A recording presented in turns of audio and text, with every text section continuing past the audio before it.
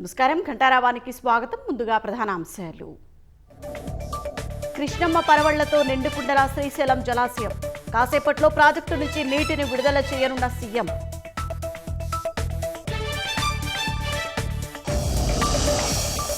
మామిడి ధరల పతనంతో రైతులకు నష్టం వాటిల్లుతోందన్న అచ్చెన్న.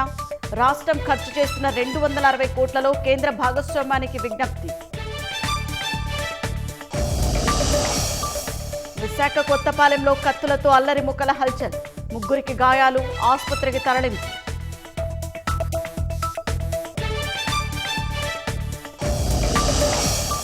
సిగాచి పరిశ్రమ దుర్ఘటనలో 44కు చేరిన మృతులు. చికిత్స పొందుతూ మరో 2 దుర్మరణం.